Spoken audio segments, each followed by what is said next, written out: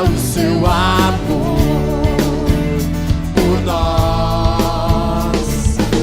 Sem barreiras, sem falhas, nada pode nos afastar desse amor. Perfeito amor. Eu não vou mais viver como vivia há tempos atrás. Não vou buscar as mesmas coisas que deixei para trás. Eu vou correr e viver em ti. Eu vou correr para te seguir. Eu vou correr e viver em ti. Eu vou correr para te seguir. Eu não vou mais viver como vivia há tempos atrás. Não vou buscar as mesmas coisas que deixei para trás. Eu vou correr e viver em ti. Eu vou correr para te seguir.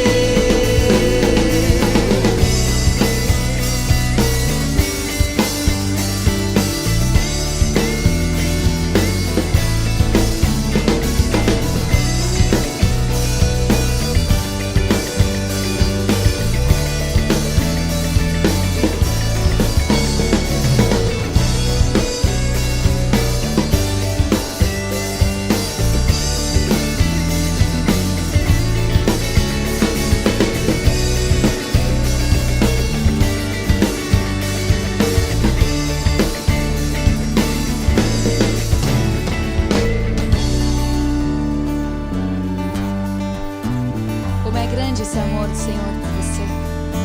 Lembre-se disso nessa manhã. Tremendo, perfeito, magnífico e incomparável. Assim é o seu amor por nós. Sem barreiras, sem falhas, nada pode nos afastar desse amor.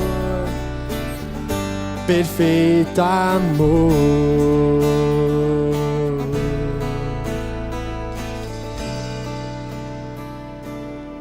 Há um amor tão perfeito assim.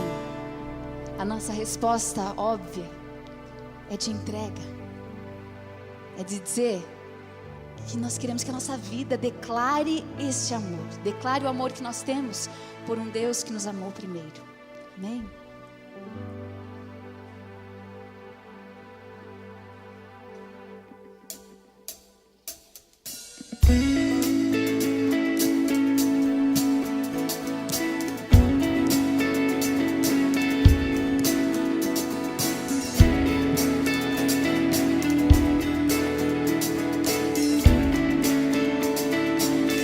Se eu erguer minhas mãos sem meu coração,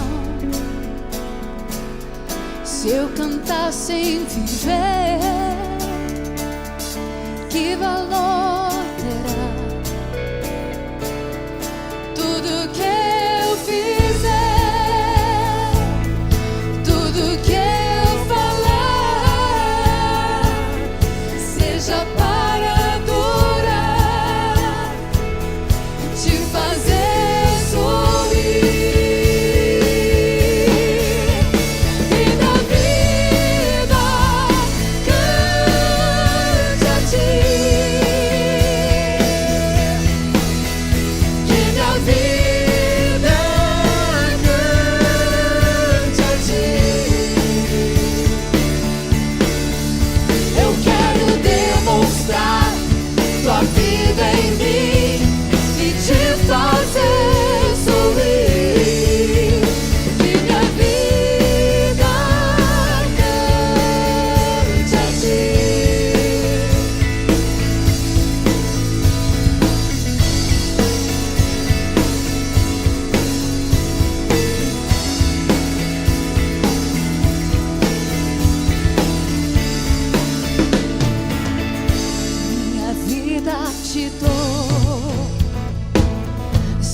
sacrifício sou. Quero anunciar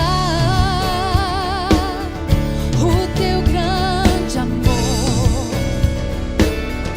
Tudo que eu fizer, tudo que eu falar, seja para a cura, te fazer sorrir. Que minha vida cante a ti. Que minha vida cante a ti. Eu quero demonstrar tua vida em mim e te fazer sorrir. Que minha vida cante a ti.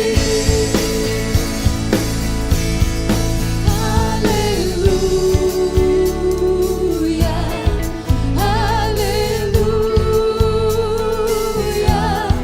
Que minha vida cante a ti.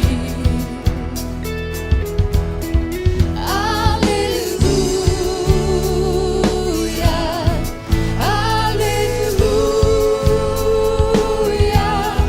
Que minha vida cante a ti.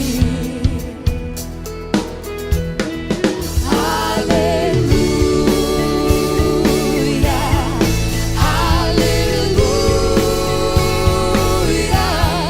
Que minha vida cante a ti. Que minha vida cante a ti. Que minha vida cante a ti. Eu quero demonstrar tua vida em mim e te fazer sorrir. Que minha vida cante a ti.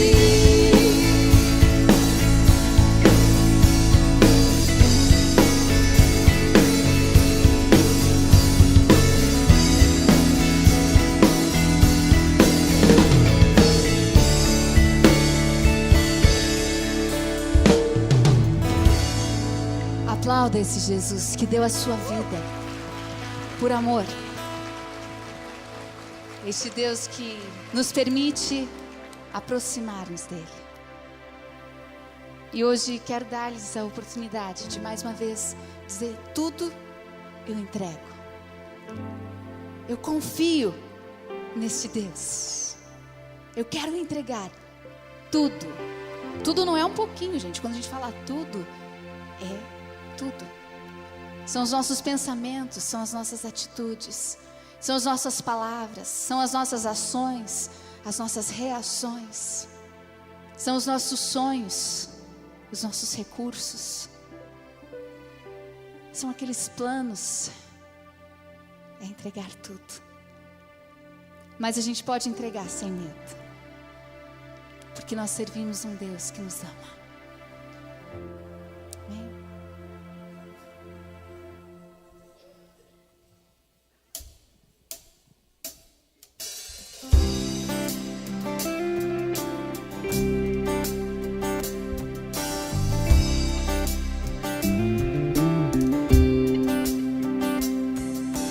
Tudo, ó Cristo, a ti entrego.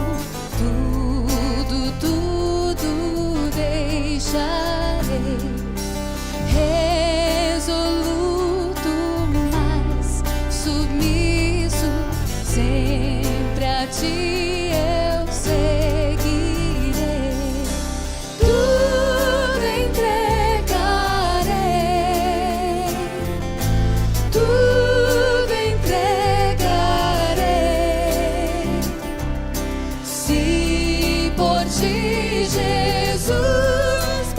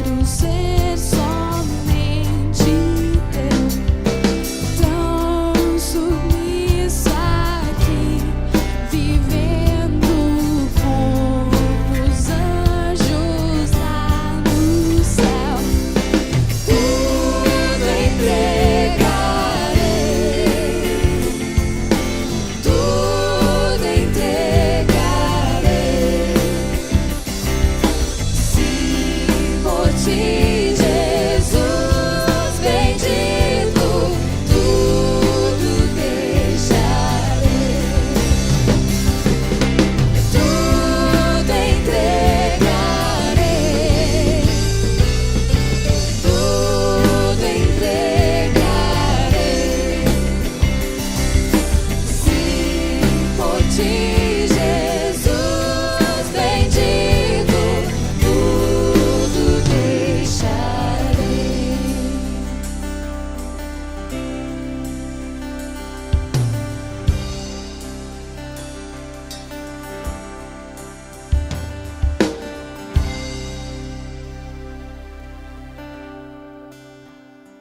Vocês podem se assentar um segundinho?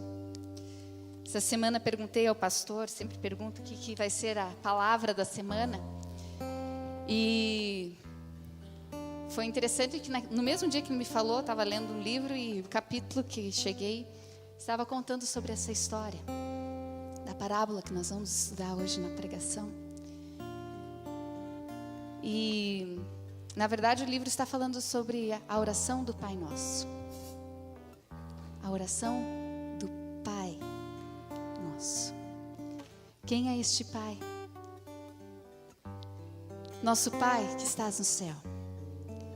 Com essas palavras, Jesus nos leva a uma grande casa, a casa de Deus.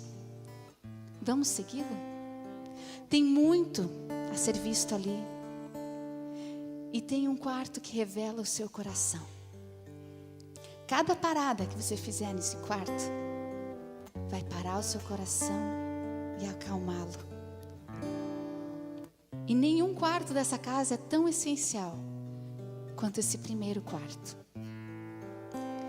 Nós andamos atrás dele e ele nos leva à sala de Deus, a sala de estar.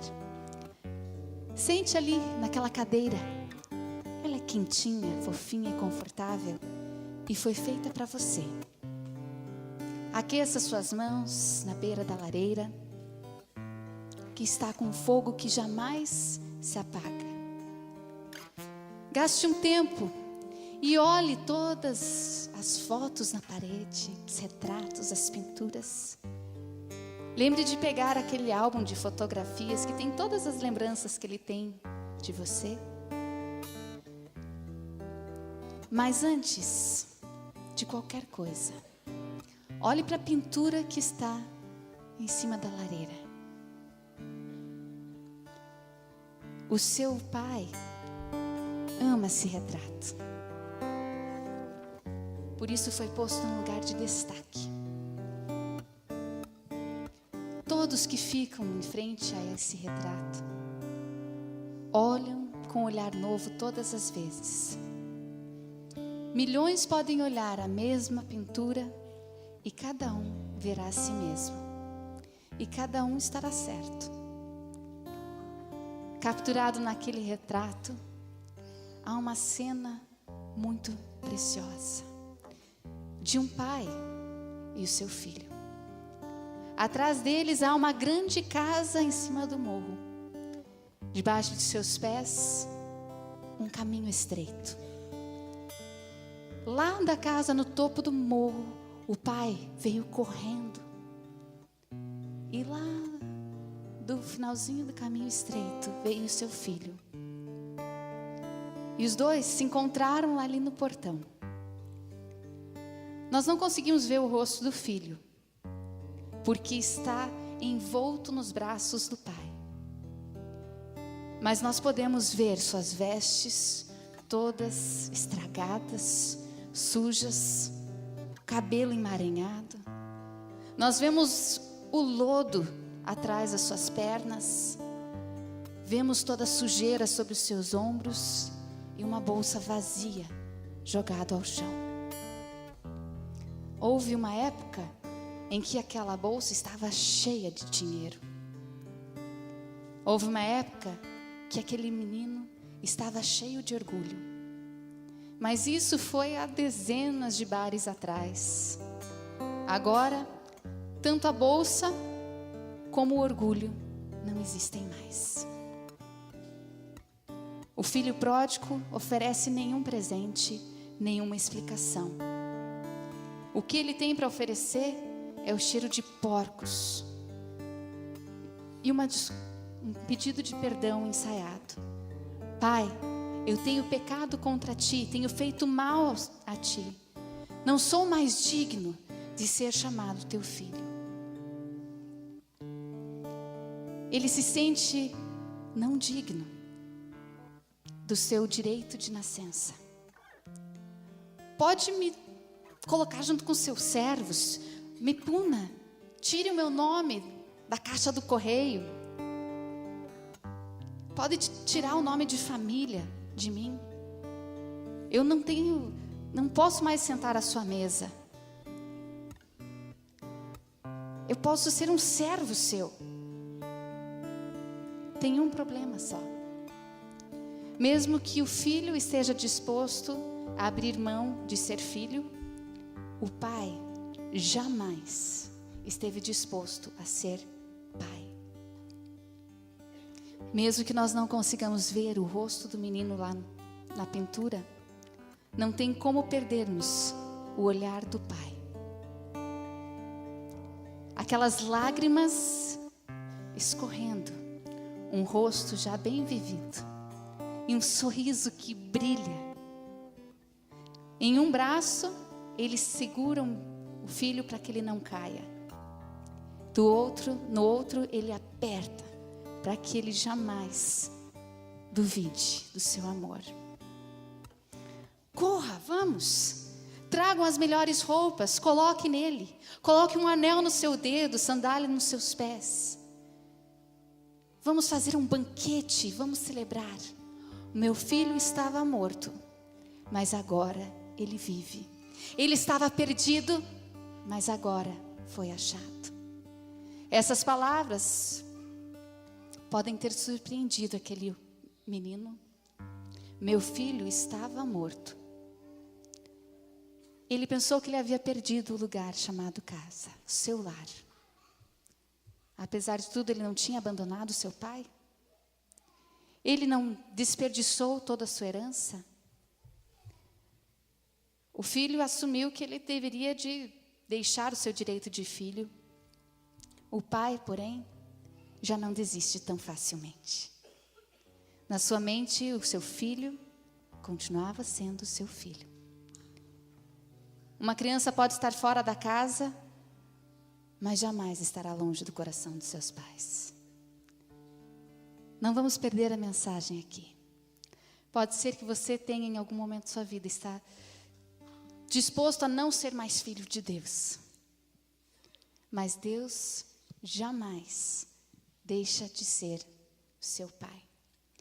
E esse convite de entrega que nós fazemos nessa manhã, ele é um convite a se entregar nos braços daquele que sempre, sempre te ama. E essa próxima canção nos faz refletir sobre o quão grande, o quão intenso é o amor do Pai por você.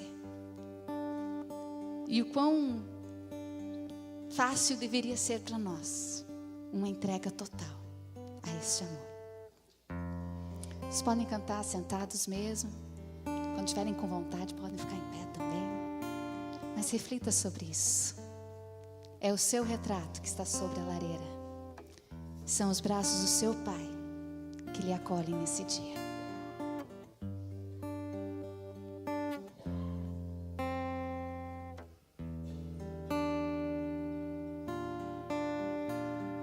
Quanto amor Ele tem por mim.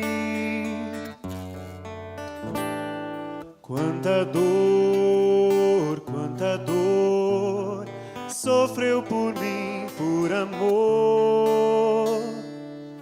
E a razão de tão grande amor foi mostrar que a minha vida tem valor. Sou tão precioso para Deus, que Ele deu o seu Filho pra morrer na cruz por mim.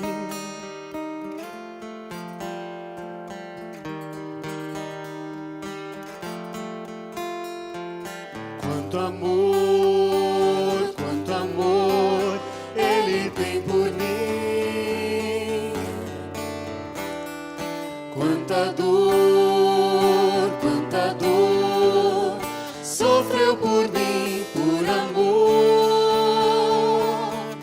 E a razão de tão grande amor foi mostrar que a minha vida tem valor. Sou tão precioso para Deus, que Ele deu o seu Filho pra morrer na cruz por mim.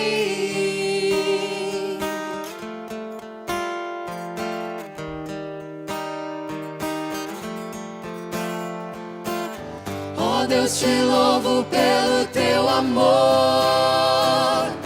Tu mudaste o meu interior e agora eu quero viver pra transmitir esse amor que vem de ti. Oh Deus, te louvo pelo teu amor. Tu mudaste o meu interior e agora eu quero viver pra transmitir esse amor que vem de ti. Vamos nos colocar em pé e cantar isso mais uma vez. Sua declaração de amor a um pai se faz presente. Quanto amor Ele tem por mim. Quanta dor sofreu por mim, por amor. E a razão de tão grande amor foi mostrar que a minha vida tem valor. Sou tão precioso para Deus, que Ele deu o seu Filho pra morrer na cruz por mim. Ó Deus, te louvo.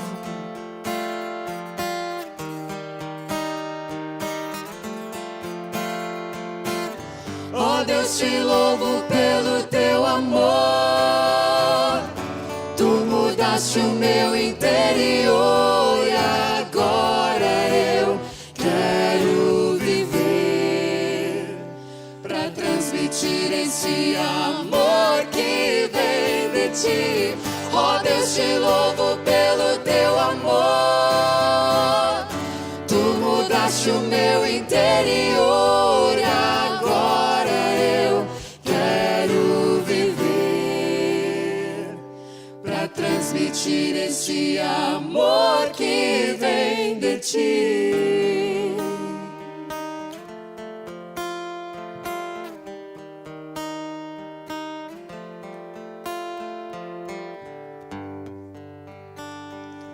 Nosso consolo, nosso conforto, a nossa segurança é de saber que entregar-se a este Deus é ter a certeza de que Ele nos acompanha todos os momentos. Mesmo que nesta vida a gente vai passar por tristeza e dor, é saber que Ele está conosco ali. E que um dia nós estaremos na glória, onde não haverá mais tristeza, nem dor, nem lágrimas, nem sofrimento. Poderemos gozar da presença deste Deus. Vamos celebrar isso.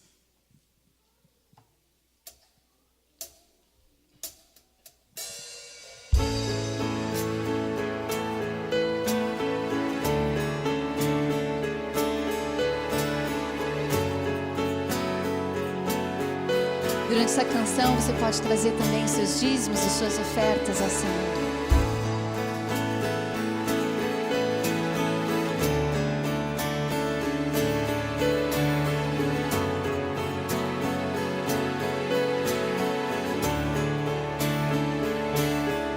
Sei que um dia saberei tudo que tens pra mim. Face a face te verei, rodeado de poder. Todo meu temor se vai com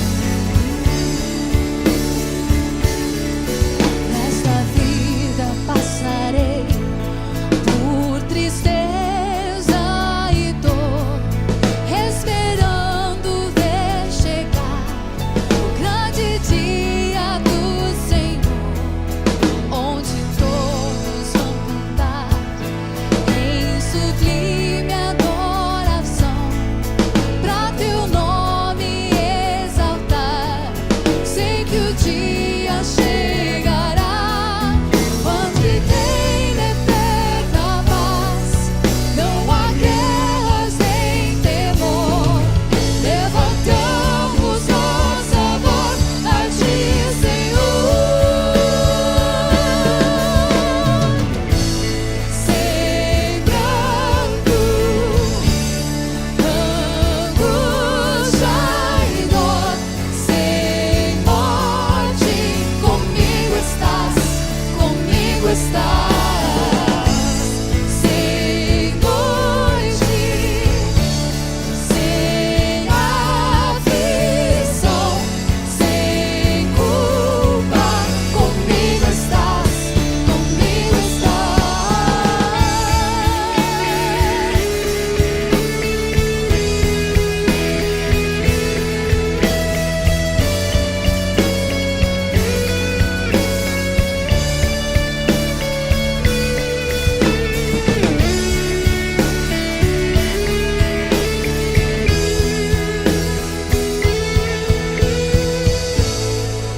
o meu coração sempre dará toda a glória a Ti, Senhor.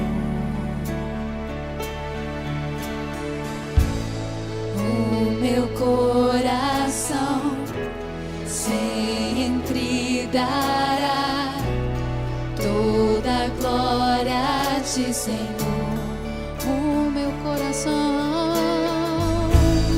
O meu coração sempre dará toda a glória a Ti, Senhor. O meu coração sempre dará toda a glória a Ti, Senhor. Sem pranto, angústia e dor, sem morte, comigo estás, comigo estás. Sem noite, sem aflição, sem culpa, comigo estás, comigo estás. Celebre esse Deus com aplausos, porque Ele é um Deus presente, Ele é um Deus que nos salva, Ele é um Deus que nos abraça, que nos tira do lamaçal, nos coloca junto à sua mesa e nos diz: filho, eu te amo. Filho, vem, siga-me, sirva-me, venha faça parte da minha família. Esse é um Deus que está aqui conosco hoje. Glória ao Teu nome, Senhor. Glória ao Teu nome. Nós amamos a Ti, Paizinho, Pai amado. Amém. Podem se assentar. Ah, espera. Ah, tá, podem sentar. Tá bom. Bom dia, irmãos e irmãs. Tudo bem com vocês? Deus é bom. Deus é bom. A palavra de Deus diz que a gente deve chorar com os que choram e se alegrar com os que se alegram. As coisas não podem acontecer com você sem que eu também não esteja junto com você naquilo que você está vivendo. Não é verdade? Nós somos um corpo, diz a palavra de Deus. E nesse momento, eu vou pedir até depois para vocês repetirem: nessa vida passarei. Essa estrofe e o refrão de novo, tá bom? Deixa na agulha aí. Eu vou pedir para a família do Luiz ficar em pé. Todos são da família do Luiz e da Gessi, que fiquem em pé onde estão, no lugar de vocês. E também quem é da família Rolim, família do Joel, fique em pé. Quem é dessa família? Fique em pé, homem. O senhor também.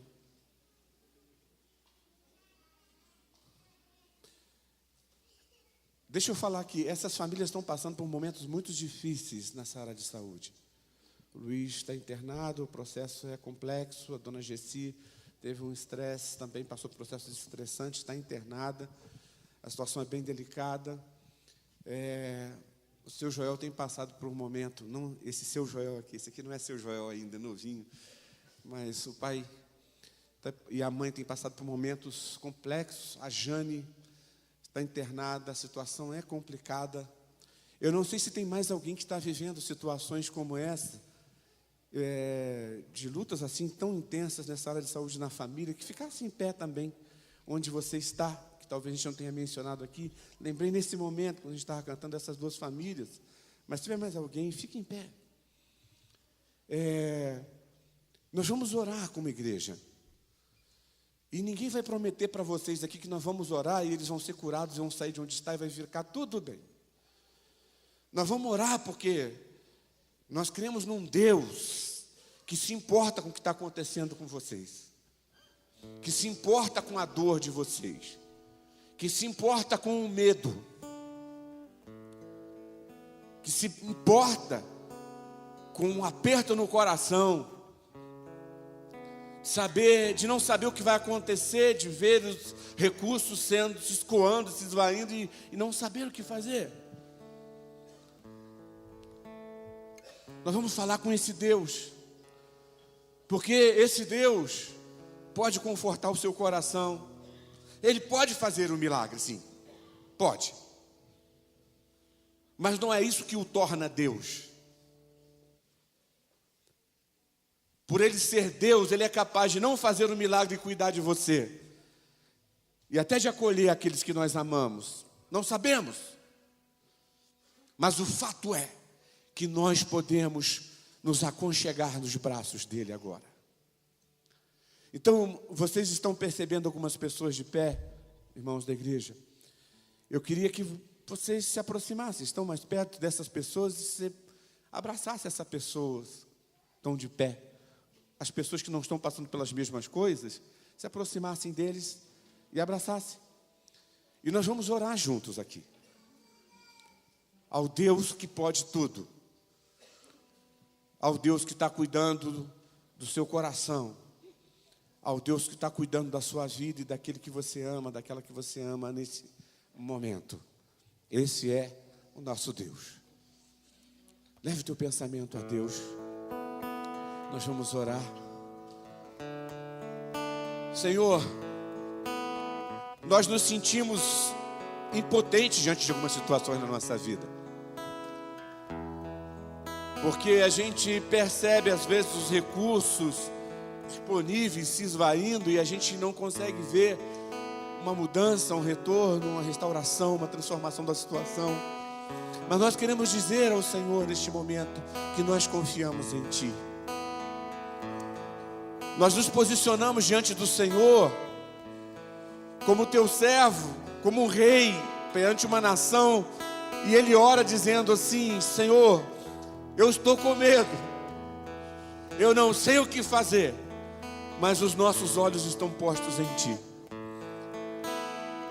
Há nessa declaração uma declaração de fé e de confiança de que a fonte de vida não falha jamais. E é isso que nós estamos declarando agora nesta manhã. E quando nós abraçamos aqueles que estão vivendo intensamente essa dor, nós estamos dizendo que a dor deles é nossa também.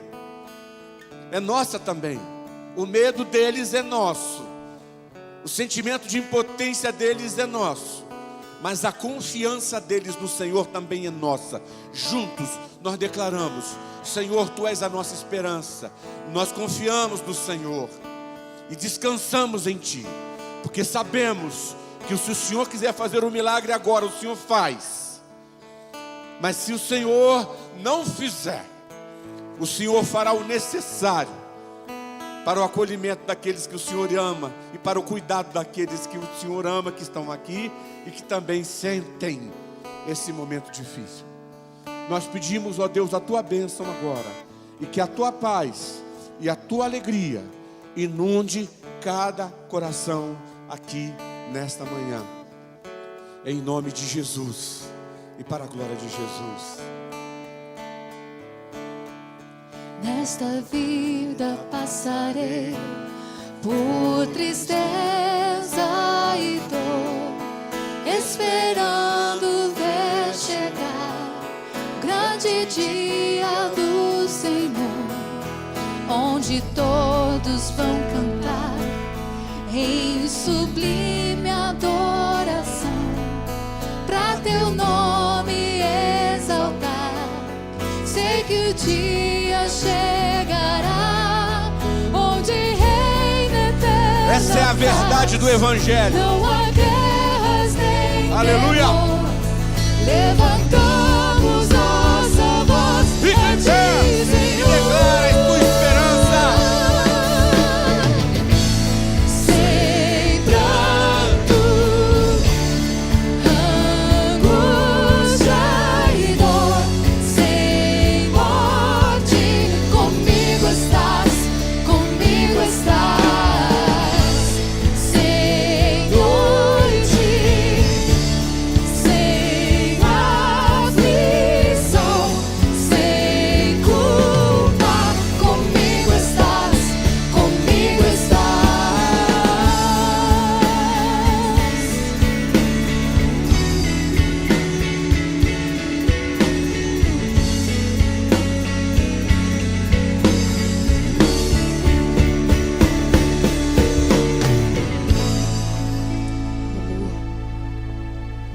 Amém. A igreja pode se assentar.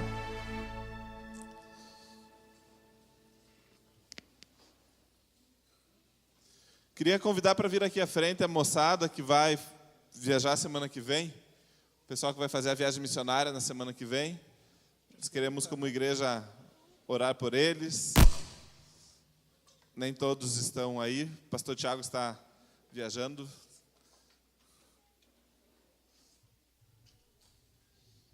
Sei que tem 40 que vão na viagem, né? 30? Mas só 3 vieram.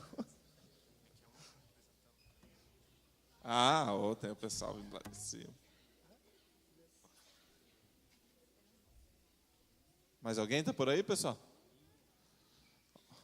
Aninhas.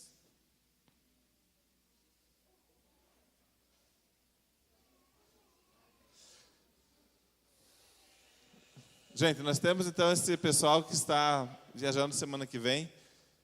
Estão fazendo uma viagem, vão estar junto com o pessoal da Igreja Presbiteriana lá de Florianópolis, fazendo evangelismo em uma região na cidade lá, também tendo esse tempo de interação com o pessoal de lá, celebrando a Deus. Juntos nós queremos esse momento como igreja orar, né, enviando e pedindo que Deus esteja com eles lá. Vamos todos juntos estender uma das mãos sobre eles e vamos orar nesse momento. Pai querido, nós te agradecemos pelo que o Senhor tem feito aqui com os jovens da nossa igreja, com os adolescentes, ó Pai. Te louvamos pela vida do pastor Tiago, da Gi, pelo trabalho que tem desenvolvido, Pai. E em especial te agradeço pela vida de cada um desses dispostos, Pai, a estar viajando, indo a um lugar diferente, compartilhar a Tua palavra, Pai, falar do Teu amor para as pessoas. Pedimos que Teu Espírito Santo esteja usando a vida deles, que eles sejam instrumentos Teus, que eles sejam usados pelo Senhor, Pai. Guarda a vida deles na ida, na volta, no tempo que estarão lá. E prepara a desejar os corações que vão receber essa palavra, Pai, para que sejam transformados por Ti. É no nome de Jesus que eu oro. Amém. Valeu, turma. Deus abençoe vocês. Pessoal, as nossas irmãs do Ceará estão anunciando também que no sábado, dia 7, às 15h30, nós teremos o café missionário. Todo ano a gente faz esse café para levantar recursos, para enviar para os nossos missionários que estão no campo. Então, dia 7, às 15h30, você já pode se preparar. Nos próximos domingos a gente estaremos trazendo os convites para vender, mas já podem ir colocando lá na sua agenda. Além disso, eu quero lembrar a todos que no dia 8, às 9h30, nós temos a Assembleia da Associação Bethesda, também para a reforma do Estatuto. Tá bom? Acho que era isso, pastor Celso. Era isso? Um último aviso, não é nenhum aviso, mas queria compartilhar e também colocar isso para os irmãos. Nós estamos dando os passos, caminhando para a implantação da escola do 6º ano, no próximo ano, né? Alguns já estão sabendo, estão por dentro disso. Será uma escola particular, sem fins lucrativos, com a metodologia cristã, com a metodologia por princípios. Nós temos uma equipe que tem trabalhado, temos conversado, temos sonhado juntos. Nós já definimos que, se tudo der certo, nós vamos adotar o material da Mackenzie, que é um material muito bom, de muita qualidade também, já é um material cristão. Conversamos com os pais do 5º ano da escola de Varrenque, eles se mostraram, 100% dos pais mostraram interesse em continuar, mas essa escola vai ser aberta para toda a comunidade. Então, eu queria, se você tem filhos que o ano que vem vai para o 6º ano, né, crianças que estão no 5º irão para o 6º no ano que vem, ou se você tem alguém na tua família, se você tem alguém conhecido que você acha que poderia ter interesse, nós estamos na fase de nos organizarmos, de pensarmos em quantos alunos teremos, né, de fazermos as nossas planilhas para que a gente tenha segurança. Então, não é nenhuma matrícula, mas se você puder me procurar, falando, puxa, André, eu tenho interesse, vamos conversar mais sobre isso, me procura no final da celebração para a gente sentar junto, para a gente conversar, né? Queremos que esse será um ambiente muito especial, onde nossos filhos poderão continuar crescendo e ouvindo os princípios de Deus também através da escola. Então, se você tem ou conhece alguém que tem filhos que ano que vem vai cursar o 6º ano, pode me procurar para conversar mais sobre o projeto. E falando em crianças, podem vir aqui à frente, as crianças de 2 a 12 anos.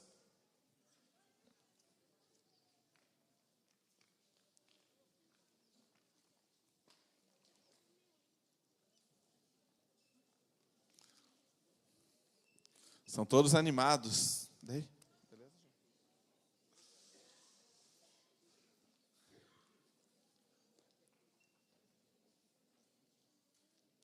Estão dizendo que hoje o vô Elcio ficou com um frio na cabeça. Roubaram a boina dele. Vamos orar, pessoal? Pai querido, muito obrigado pela vida dessas crianças. Muito obrigado porque elas têm ouvido e recebido de Ti, ó Pai. Obrigado pela vida dos professores também. Pedimos que nessa manhã o Senhor use a vida deles para ministrar o coração de cada um. Em nome de Jesus. Amém. Vamos lá, pessoal?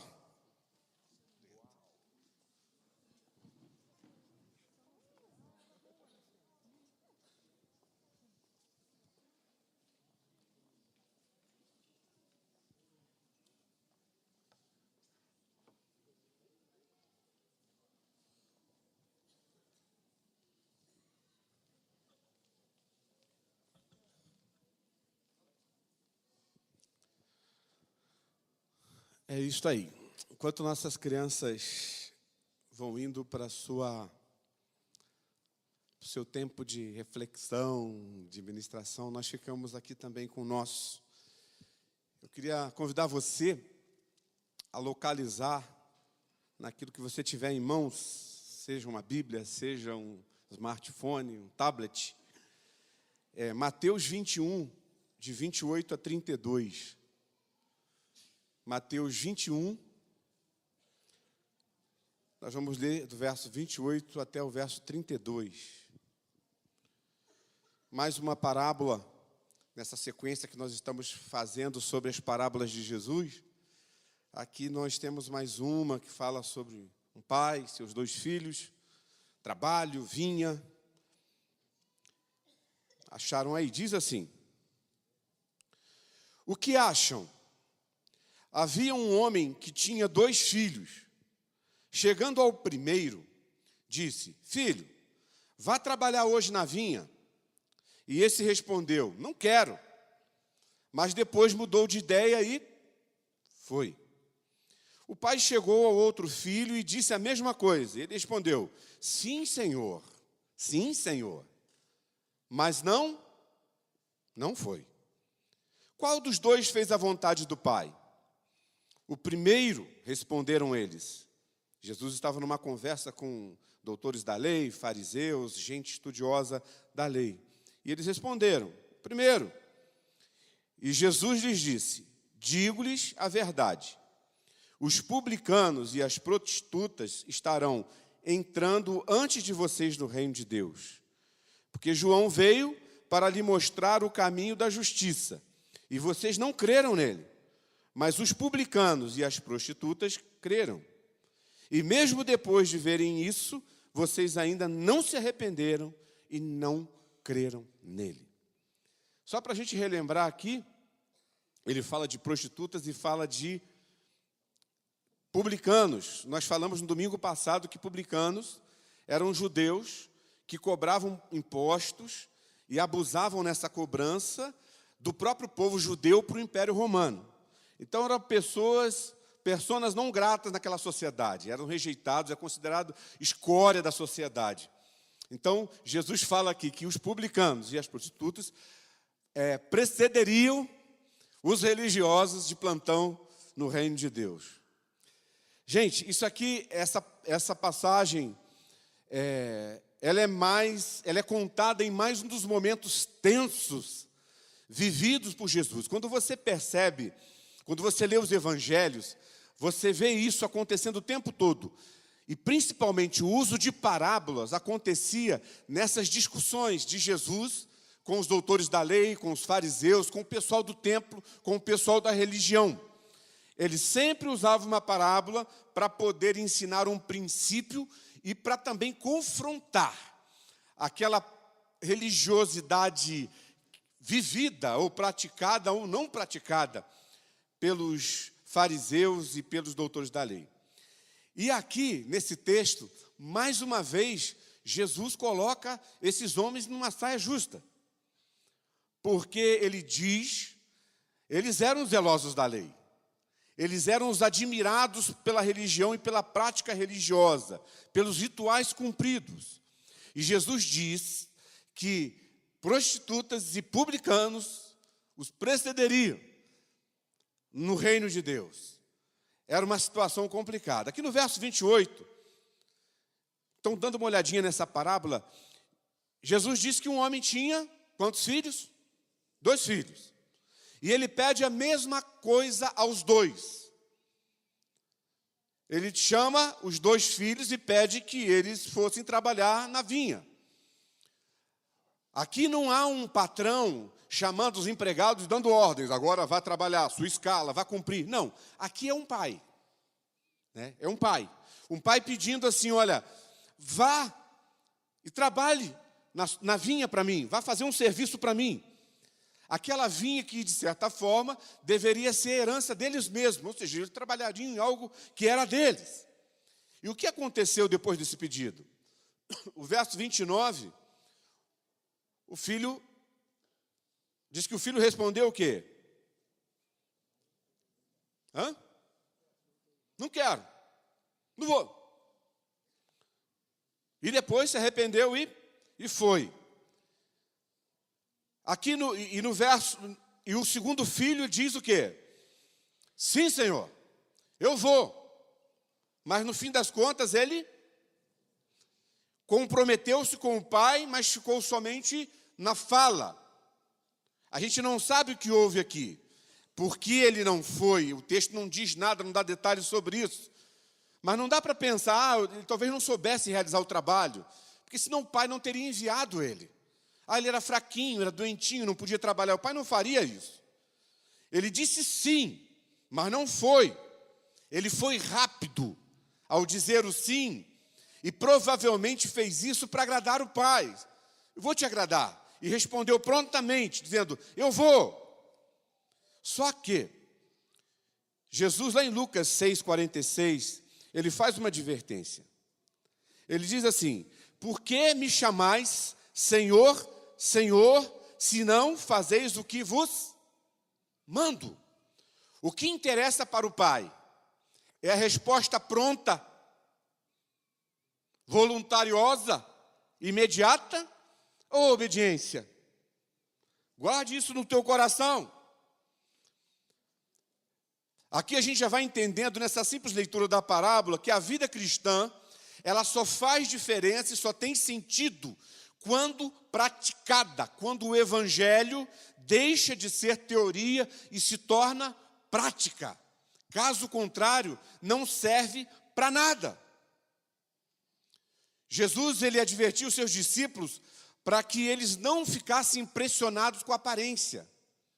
Ele bate nessa tecla. Nós nos impressionamos facilmente com a aparência. Quem já se sentiu constrangido num ambiente por causa da sua vestimenta? Quer dizer, olharam para você, te mediram e decidiram sobre você a respeito da sua aparência. Já se sentiu assim? É interessante isso. Porque a tendência do ser humano é de medir os outros baseado no quê? Na aparência. E muitas vezes no verbo. Falou bonito, conquistou. Hoje o povo brasileiro tem tido uma postura um pouco diferente em relação, mais crítica em relação aos discursos políticos em véspera de campanha. Mas os discursos chegam tão belos, tão bonitos, que eles cativam. E Jesus advertiu os seus discípulos. Ele diz assim, olha, pelo fruto você conhece a árvore, e não pela exuberância da folhagem. A tendência do ser humano é olhar aquela folhagem exuberante, as belas flores, e se encantar com aquilo. Mas ele diz que se conhece a árvore baseado no quê? No fruto. E o próprio Senhor Jesus, ele também diz, em outro momento, ele diz assim, que nem todo que diz Senhor, Senhor, entrará onde? No reino dos céus, mas aquele que faz a vontade do meu Pai que está nos céus. É interessante que na resposta dos dois filhos aqui aparece, dá para a gente distinguir isso, que o filho que disse que ia e não foi, ele diz, sim, Senhor. Ele reconhece o Pai como Senhor. O outro não. Se nós pudéssemos classificar baseado somente nas respostas iniciais de cada um, a gente mandaria o outro para o inferno, que disse, eu não quero. Não é verdade? Você não mandaria? Ou só eu que mandaria? E diria para esse que falou assim, sim, Senhor, já colocaria no hall de membro. Esse cara é bom, vai ser membro da minha igreja, ainda vai ser dizimista ainda. Brincadeira, tá, gente? Não pensa essas coisas não, tá bom? É só brincadeirinha. O que deve ficar claro para nós, já nesses primeiros ensinos dessa parábola aqui, é que Jesus não avalia ninguém pelo falar, mas a avaliação de Jesus está baseada no ser, mas um ser que leva a fazer, um ser que leva a prática alinhada com a sua vontade. É por aí que ele nos analisa, é por aí que ele nos olha, para o coração, para o interior, para a essência. E em relação ao segundo filho, que a gente mandaria para o inferno, só se parasse na primeira frase, eu creio que aqui ele foi a resposta mais transparente, sincera e verdadeira. Ele disse, eu não quero. Eu não quero. Ele falou para o pai. Numa cultura como aquela cultura onde Jesus contou essa parábola, dizer não para o pai era complicado, porque a obediência aos pais era uma coisa inquestionável. Não havia espaço para questionamento como a gente tem hoje. Hoje você fala para o filho, filho, não faça isso. Por que eu não devo fazer? Argumente para mim. Qual o argumento filosófico a respeito dessa postura que eu devo ter em relação à situação? Os filhos já fazem isso. Já pequenininho já começa. Não é verdade? Não é assim que funciona? Naquela cultura não podia fazer isso. E o cara falou assim, não. Mas essa foi a resposta mais transparente, sincera, verdadeira. E a demora, você percebe que o pai não reage negativamente. E essa demora dá tempo para que haja um arrependimento. Ele foi sincero e foi sincero também no arrependimento. Ainda que tardio, aparentemente, mas ele foi lá e fez o que o pai tinha pedido para fazer. Na Bíblia a gente encontra um monte de gente que diz não quero para Deus. Quem aqui já disse não quero para Deus? Já disse? Eu também já disse. Eu já contei aqui para vocês que quando eu comecei a lidar com esse negócio de chamado de Deus para vocação ministerial e tal, eu achei que Deus tinha errado de irmão. Nós somos em 3.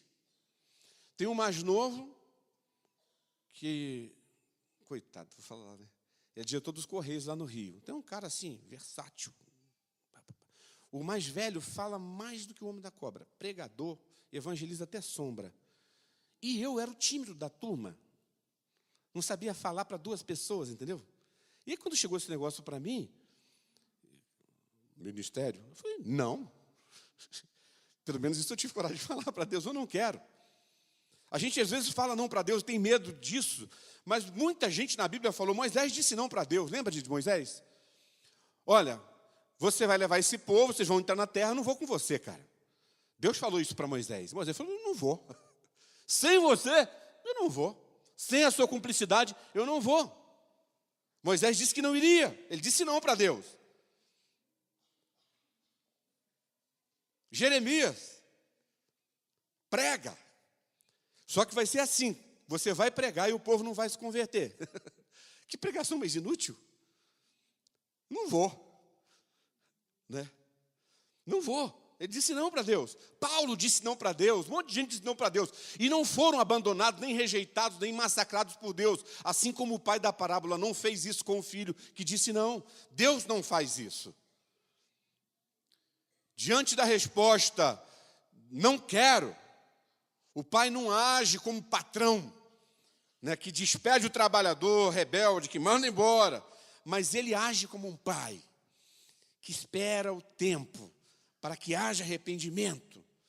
E depois o filho se engaje na missão, na proposta que ele tinha sugerido para ele.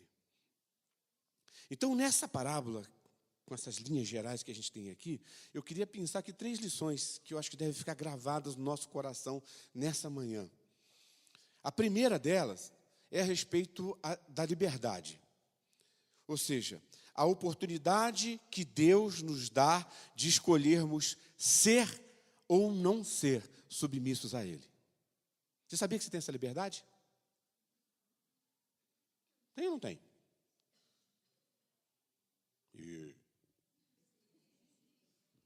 Tem. Se você quiser desobedecer a Deus agora, você pode desobedecer, não pode? Se você quiser fazer o que der na telha nesse momento, você pode fazer. Você pode fazer. Isso é um valor inegociável do discipulado cristão. Essa liberdade que Deus nos dá. Ele nos apresenta opções e diz, olha, você pode fazer. Você tem essas opções. Nós não somos forçados. Existem muitas religiões que trabalham com isso, com a força, com a imposição, e diz que você tem que fazer e seguir aquele caminho. Viver aquela religião, às vezes, se torna um fardo pesado. Tem gente que tenta fazer isso com o cristianismo também. Coloca tanto jugo que vira um fardo pesado, que a pessoa não consegue viver. Mas Jesus diz lá em Lucas 9, 23 o seguinte, se alguém quer vir após mim, Ele dá liberdade para você ir ou não ir. Entendeu? O que Paulo diz? Paulo entendeu esse princípio. Lá em 1 Coríntios, capítulo 6, verso 12, ele diz assim, todas as coisas me são lícitas. É claro, ele coloca a segunda parte, mas nem todas convêm. Mas mesmo essa segunda parte não tolhe a minha liberdade de fazer todas as coisas.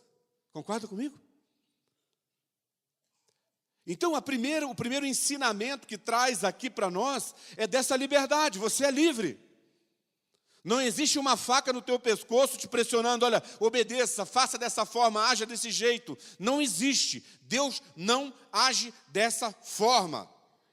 Agora, é claro que a liberdade exercida de forma irresponsável, de forma inconsequente, me levará a lidar com consequências que talvez eu não goste, que talvez eu não queira, com consequências que podem até mesmo magoar o coração de quem mais eu amo, que é o meu Deus. Você entendeu?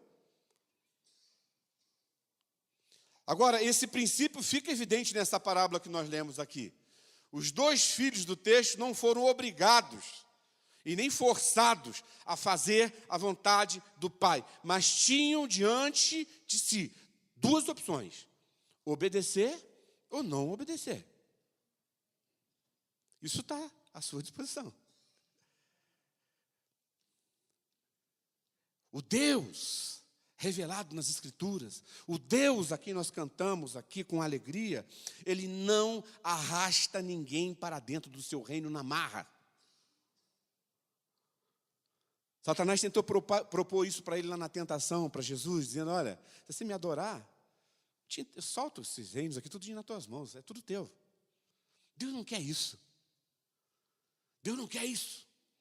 Se nós que somos seres humanos, você imagine ter do teu lado alguém que convive com você por obrigação. Você gostaria de viver assim? Por exemplo, que o teu marido estivesse do teu lado por obrigação, a tua esposa do teu lado por obrigação? Não. Você quer que esteja do teu lado por amor. E esse Deus não faz isso. E da mesma forma que Ele também não obriga alguém a entrar no reino, Ele também não exclui com essa facilidade como a gente gostaria que fosse.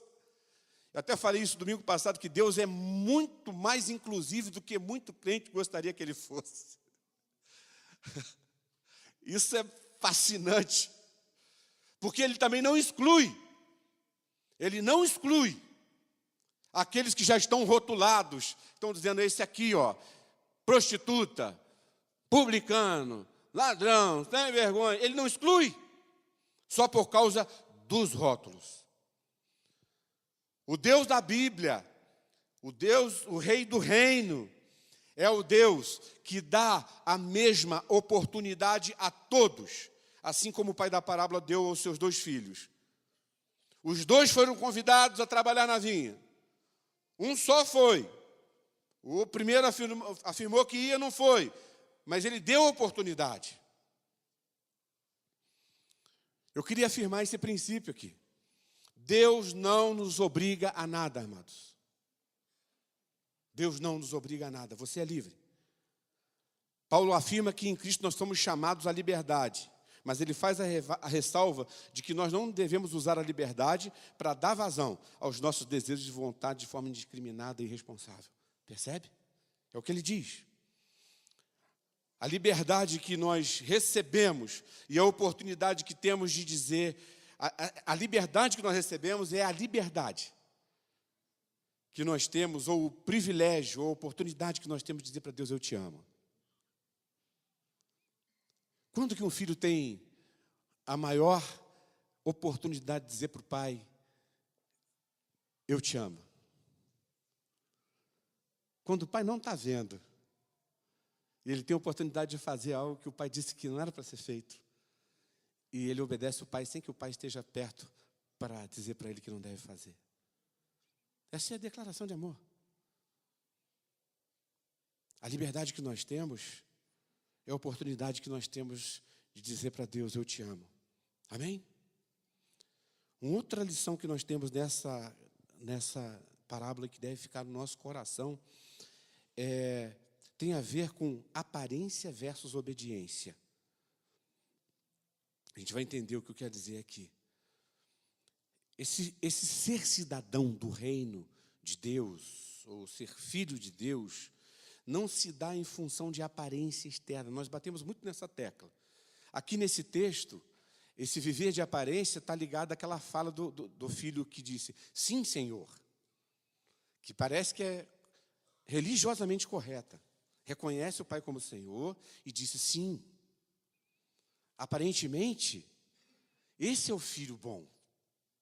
Esse é o filho que deve ser admirado, que deve ser louvado.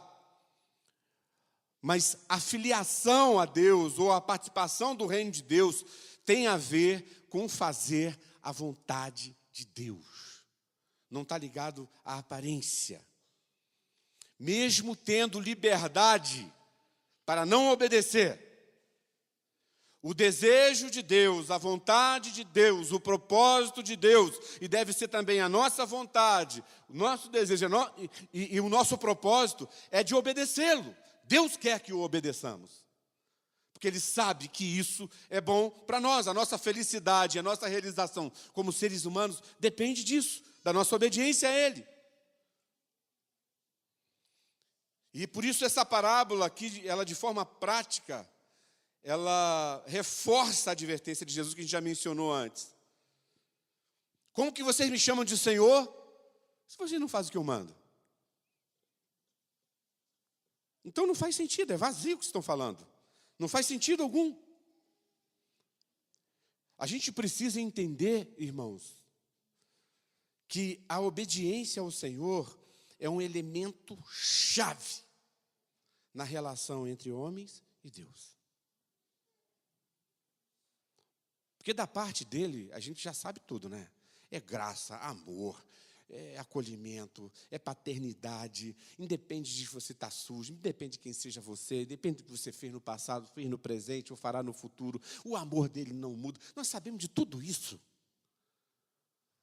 Mas algo inegociável e fundamental no nosso relacionamento, no relacionamento do homem com Deus, é a obediência. Nós vivemos num tempo onde... Num tempo não, acho que sempre isso é inerente ao ser humano, onde se preocupa-se muito em viver, em manter as aparências. Manter as aparências.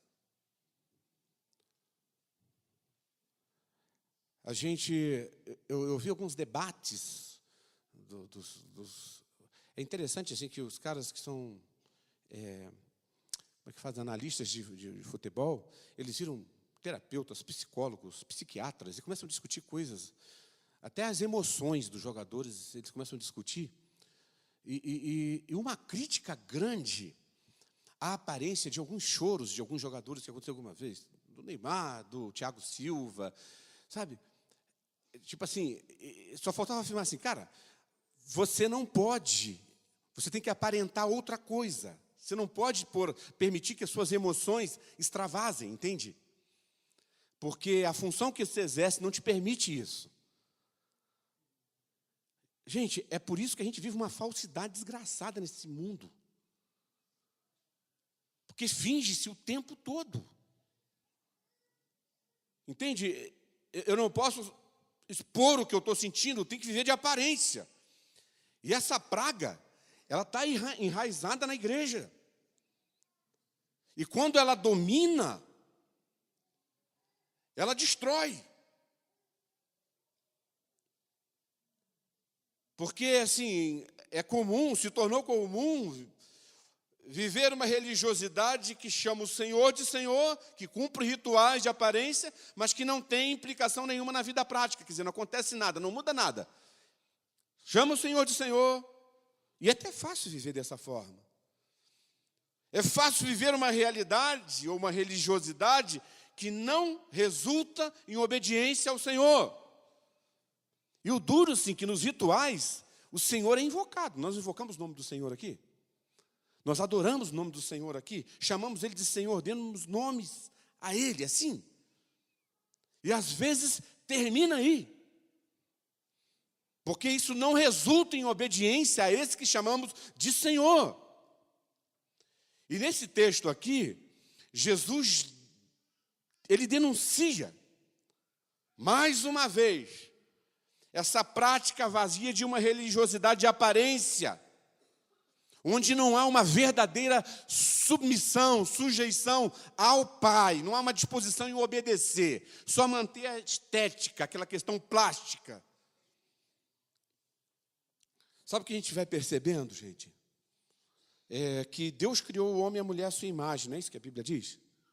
Sim? E ao longo da saga humana, o que a gente percebe é que homens e mulheres têm criado um Deus particular para si próprio, para si mesmo. Um Deus.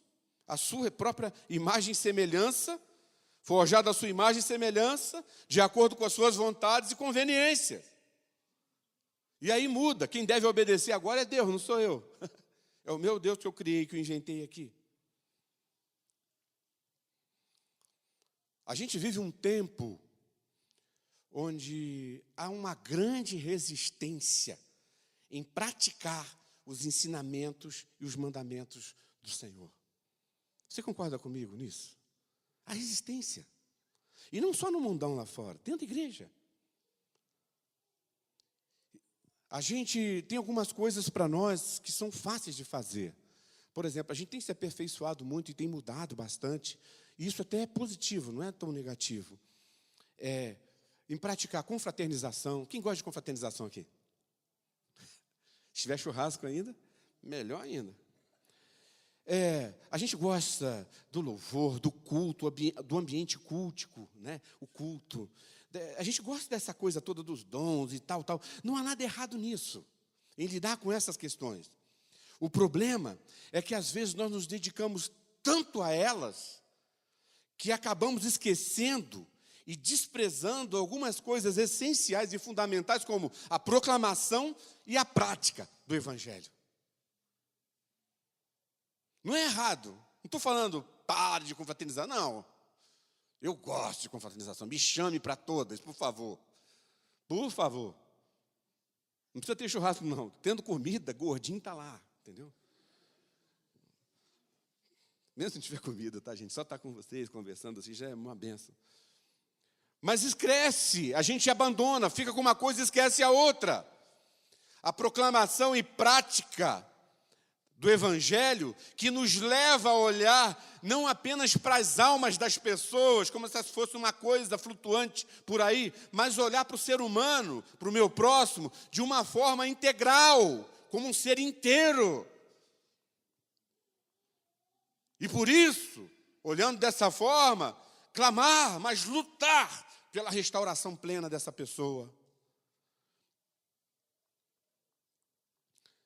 A gente esquece com facilidade, e a religiosidade de aparência nos leva nessa direção, que nesse mundo nós devemos ser sal e luz, e influenciar esse mundo através da prática do Evangelho que nós conhecemos. Não é isso que a Bíblia diz, gente? É ou não é?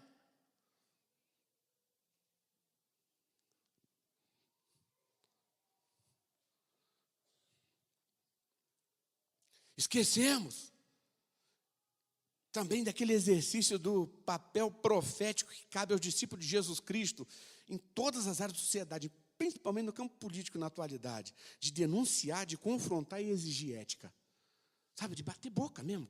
Você não pode mudar tudo, mas você pode bater boca e pode falar assim, eu não aceito isso, eu não concordo com isso, e denunciar. Está errado, é pecado. Gente, toda instituição, toda prática que produz morte, ela é anti-reino de Deus. E muito da prática política no nosso país tem matado gente. Tem matado gente. Isso precisa ser denunciado. A igreja precisa falar disso. A gente precisa ter a coragem de falar sobre essas coisas. E a gente precisa, como igreja, parar de limitar a ideia de obediência a Deus.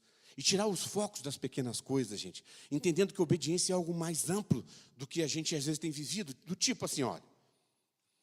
Eu sou obediente a Deus porque eu não fumo.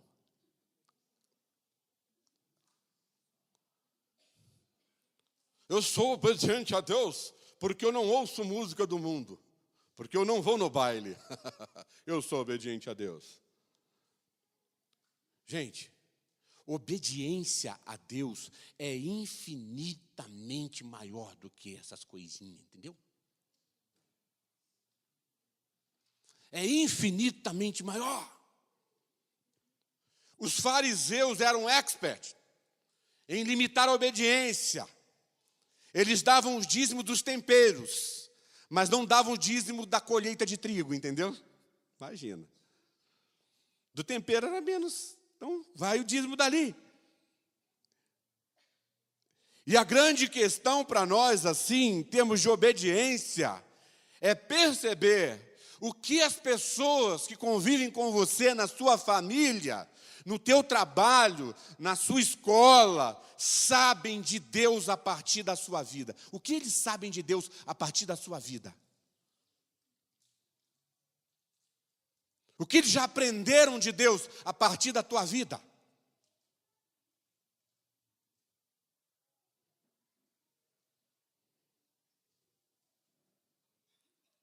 Você é só mais um que fica bêbado, Maria vai com as outras, com todo mundo fica bêbado, também fico.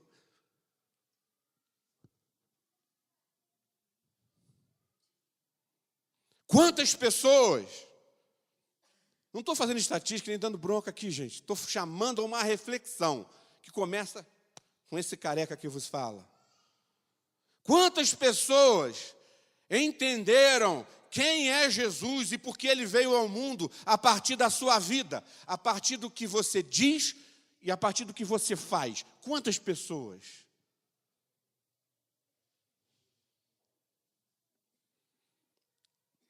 Deixa eu usar aqui esses exemplos, estou citando alguns exemplos aqui, mas, por exemplo, eu nunca vi ninguém se converter a Cristo ou desejar seguir a Cristo porque conversou com um ex-fumante. Ah, eu tenho Jesus. Ah, é? Sou ex-fumante. Ah, tá. Que bom que você está cuidando da tua saúde, né? Mas nunca vi ninguém falando, nossa, você é ex-fumante? Agora eu vou seguir a Jesus. Nunca vi. Eu nunca vi alguém decidir seguir a Jesus ou sentir motivado a seguir Jesus porque ouviu aquele testemunho assim, eu não ouço mais música do mundo. Eu também. Por que você não ouve? Ah, porque eu tenho Jesus. Ah, então tá bom, vou seguir a Jesus. Nunca vi isso acontecer. Você já viu? Já viu? Também nunca vi. Percebe como a gente coloca foco em coisas que não são importantes, são pequenas. Supervaloriza essas coisas. Mas eu já vi muita gente olhar para Jesus de forma diferente e se converter às vezes a Jesus, decidir seguir a Jesus por conviver com pessoas que falam e praticam o que falam. Eu quero essa vida. Eu já vi muita gente seguindo a Jesus por conviver com pessoas que são justas e que praticam a justiça. Pessoas que são humildes, que às vezes abrem mão do próprio direito em favor do próximo, que atendem ao necessitado, de forma espontânea, sem religiosidade, sem pressão religiosa, sem nada. Você percebe? Não perca tempo com aquilo que não é importante. Rompa definitivamente, porque assim, ó, justiça, humildade, aparece pouco, só aparece quando você está tete a tete. Agora, aquelas outras coisas que a gente foi alistando aqui, pode aparecer na estética religiosa, né? Aquele ali é alguém que não fuma, aquele ali é alguém que não ouve música do mundo, aquele ali é aí parece que é um santarrão. Mas a essência aqui é que vale. A gente precisa, como igreja, como discípulo e discípula de Jesus Cristo, parar de coar o mosquito e engolir camelo. Lembra que Jesus falou sobre isso? Eles falam, vocês se preocupam tanto com as coisas que realmente não têm importância alguma e ficam coando mosquito. E na hora de engolir, na hora de lidar, engole um camelo. Imagina engolir um camelo. Ele exagera o que para deixar claro, às vezes, o problema que é a gente agir dessa forma. E nessa caminhada, nesse desejo em direção à obediência total ao Pai, tenha como primeiro ato morrer para si mesmo, para viver para Ele. Permita que o Espírito Santo forje em você alguém pobre de espírito, segundo a bem-aventurança que nós já estudamos aqui. Por último, para a gente terminar, o tempo voa. A última lição, ela fala justamente de honestidade, arrependimento e mudança de atitude. Fala do filho mais velho.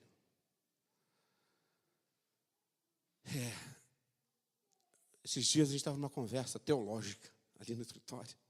E o André falou uma coisa interessante, que eu já tinha ouvido essa frase do pastor Messias lá em Londrina. Ele falou que no final de tudo, o céu será um lugar de grandes surpresas. Lembra que você falou isso? Teólogo André. E será mesmo. Porque a religiosidade de aparência, ela tem a capacidade de nos cegar, de nos emburrecer. E aí a gente não percebe que Deus age, Deus é livre para agir do jeito que Ele quer, onde Ele quer, através de quem Ele quer, como Ele quer. Como Ele quer. Como pai, Ele deu essa oportunidade para o filho. E esse filho que disse, não, eu não vou. Ele se arrepende, ele muda de atitude e vai fazer.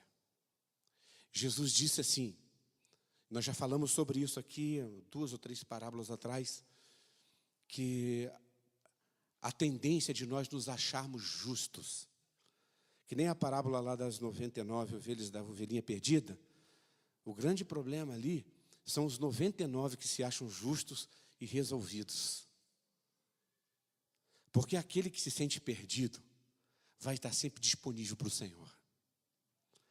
Vai sempre estar dizendo assim para ele assim, me acha aqui, me acha, me acha, me acha, me pega.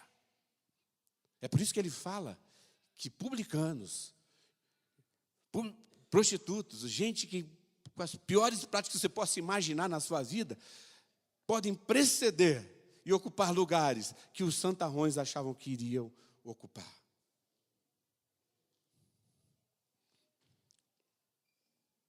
Vamos terminar? Pergunta que não quer calar. Com qual dos filhos você se identifica nessa parábola? Eu já fiz essa pergunta para mim, não vou responder aqui. Com qual? O filho que diz sim, Senhor, e nunca vai? O filho que se esconde atrás da religião, vivendo de aparência, sem que sua essência tenha verdadeiramente mudado? Ou o filho que diz, não, mas depois de refletir, se arrepende e vai? Eu quero dizer para você o seguinte, uma das virtudes também do discipulado cristão é que há sempre a possibilidade de arrependimento e mudança de atitude. Então, hoje é um dia que você pode se autoavaliar, se olhar nessa parábola, aplicar isso à tua vida e, se houver necessidade, se arrepender e mudar. Há sempre essa possibilidade. Porque mesmo no tempo que você estiver endurecido de costas para Deus, Deus não te abandona. Jamais. Jamais. Você pode se sentir a pior ovelha perdida de todos os tempos. Ainda assim, Deus não te abandona. E você tem nesse tempo aí a possibilidade de se arrepender e de mudar de atitude e de optar pela obediência. É o Senhor que eu quero. E eu quero fazer valer a palavra Senhor. Me submeto. Vai doer, vai ter custo, mas eu me submeto. Amém? Que Deus nos abençoe. E que nos ajude a pôr em prática a palavra dEle. Amém? Vamos ficar em pé e vamos orar antes de ir para casa?